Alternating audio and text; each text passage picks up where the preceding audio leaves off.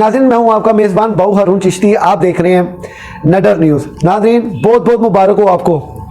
ये वीडियो आप देख रहे हैं साथ स्क्रीन में, बहुत बहुत मुबारक हो। ईरान ने फ़लस्तीनियों के हक़ में अपनी जो है वहाँ पे कार्रवाई शुरू कर दी है। पूरी मुसलमान उम्मा के दिलों को ठंडा कर दिया है और बहुत ही ज़्यादा जारहाना कार्रवाई की गई है। बहुत बहुत मुबारक हो आपको, क्योंकि आप बोले हैं और आपको रिपोर्ट करने वाले भी बोले हैं और आप हमेशा गलत रिपोर्ट के पीछे चलने वाले हैं। नाज़रीन ग्रामी कदर, नडर न्यूज़ अपनी हकीकत से बिल्कुल वाबस्ता रिपोर्ट लेके आपकी खिदमत में हस्ब रवायत हाजिर है। सबसे पहले मैं आपको ये बताऊं कि ईरान ने इसराइल पे हमला फ़लस्तीनियों के लिए नहीं किया।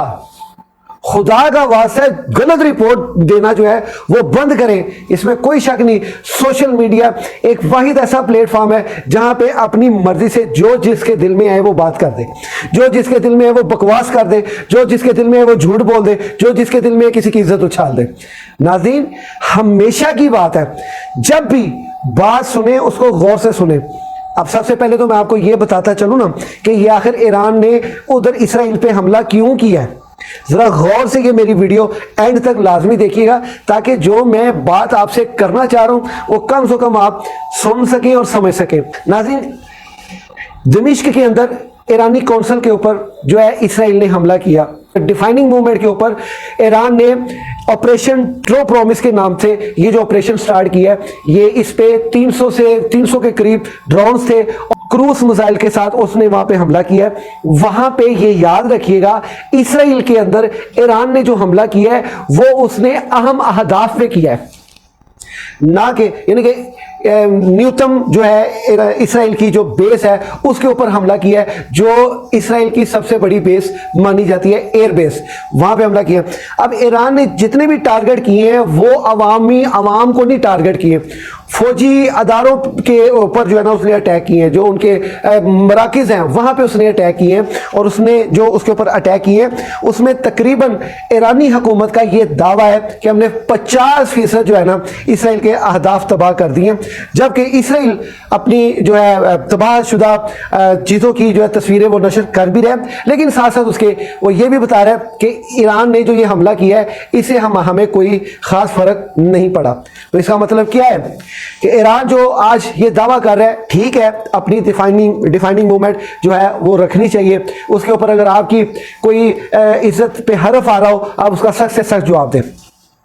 और इसके साथ साथ ये इसराइल की दरख्वास्त पे अक़वाम मुत्तहिदा में जो उन्होंने वो बुलाई है, इजलास तलब किया है, उस पर ईरान ने अपनी खुल के वजाहत कर दी है कि ये फ्रांस, अमेरिका और ये इसराइल, ये जितने भी हैं इनको जो है ना ये रोका जाए, ये इंसानी कत्लेआम कर रहे हैं। चूँकि यहाँ पे इसने मौक़िफ़ ये इख्तियार किया है और चूँकि अब ये सारी जो है नशरियात के ऊपर जो बोगस नशरियात हैं जी, अब बहुत बड़ी तीसरी आलमी जंग छिड़ने जा रही है, ये हो रहा है वो हो रहा है, कुछ भी नहीं होगा।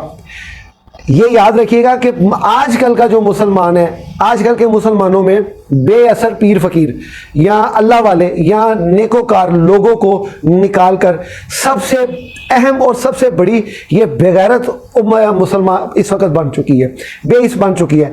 क्योंकि फ़लस्तीन पे जब अटैक हुआ है वहाँ पे दर्जनों नहीं, सैकड़ों नहीं, हज़ारों, लाखों की तादाद में जो कत्लेआम किया है इसराइल ने, दहशतगर्दी की है, उसके ऊपर अगर हमला उसका जवाबी कार्रवाई देने का बनता तो ईरान सबसे पहले करता। चूंकि ईरान ने उनके कत्लेआम पे नहीं अटैक किया, बल्कि उसने अपनी डिफाइनिंग मूवमेंट के ऊपर जो उसके अपने अहदाफ को जो है निशाना बनाया गया, उसके अपने मराकिज़ को, उसके ऊपर उसने जवाबी कार्रवाई की है, ना कि फ़लस्तीनियों के। क्योंकि फ़लस्तीनी वो सुतीले बच्चे हैं जो अमी ममालिक हैं, उसके जो है किसी के अंदर ये इखलाकी जवाज़ और जुर्रत नहीं है, सिर्फ हमदर्दी की हद तक है। ये याद रखिएगा, अगर ईरान ने वहाँ पे इसका डिफाइनिंग मूवमेंट किया, इसके ऊपर कतई तौर पे इसराइल जंग नहीं करेगा ईरान के साथ, ये याद रखिएगा। क्योंकि दोनों फ्रीकैन के ऊपर मुस्लिम ममालिक का प्रेशर आया हुआ है कि आप जो है ना तहम्मुल मिजाजी से काम लें, चूँकि इसराइल का इतना ख़ास नुकसान नहीं हुआ।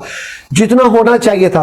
और अब आप सोशल मीडिया पे ये देखें, हर कोई वो जी कोई मातम के साथ, कोई दूसरी तीसरी पीछे गाने लगा के ईरान ने मुसलमानों के हक में आवाज बुलंद की, ईरान ने ये कर दिया, ईरान ने वो कर दिया, ये सब बकवास है, ये झूठ है। अगर ईरान इतना दर्द रखता अपने फलस्तीनियों का, तो ये जब इनके बच्चे ज़िबा हो रहे थे हमारे फलस्तीन के बच्चे, तो तब ये ईरान उस वक्त एक्शन लेता, चूंकि ईरान ने एक्शन नहीं लिया। अब ये बात टोटल जो अब मैंने आपसे किया वो तकरीबन ये क्लियर हो गई है। अब इसके साथ साथ मैं आपको ये बताता चलूं कि जो लोग ये कह रहे हैं कि खतरे की घंटी बज चुकी है जी, तो वो बिल्कुल रिलैक्स हो जाए, कोई खतरे की घंटी नहीं है, कोई कुछ नहीं होने वाला। सिर्फ ये है कि जो है ना ईरान ने अपनी जो है वो खारजा पॉलिसी और मजीद अपने जितने भी डिफाइनिंग मोमेंट है उनको सिक्योर किया है, और साथ तंबीह की है कि अगर इसराइल इसके ऊपर कोई ज़रा सी भी हरकत हो सकनात करता है, इसका मैं भरपूर जवाब दूंगा। ये ऐसा कहना ईरान का है। अब ईरान की जंग पाकिस्तान के साथ चल रही थी।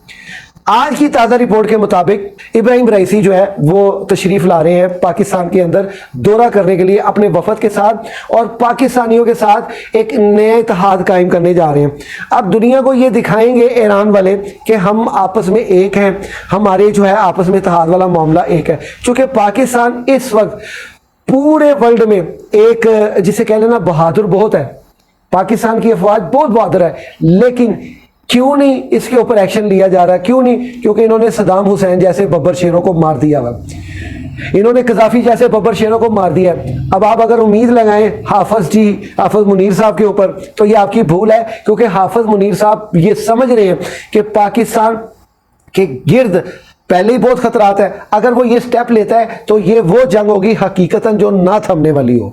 तो नाज़रीन गिरामी कदर, मेरा सिर्फ आज की जो टॉपिक है उस पर यही सिर्फ डिबेट करना है कि ये जो बताया जा रहा है ना कि ईरान ने हमला किया फलस्तीनियों के हक में, ये सरासर बकवास है, ये सरासर झूठ है, ये सरासर रंगबाजी है, ये गलत रिपोर्ट है। ईरान ने फलस्तीनियों के हक में नहीं आवाज उठाई, बल्कि अपने ऊपर जो हमला हुआ उसकी जवाबी कार्रवाई, जिसके ऑपरेशन का नाम ट्रू प्रॉमिस है कि जा तेना मैं सच्चा वादा किया तो मेरे से हमला किया है, मैं तेन उसका जवाब देता है।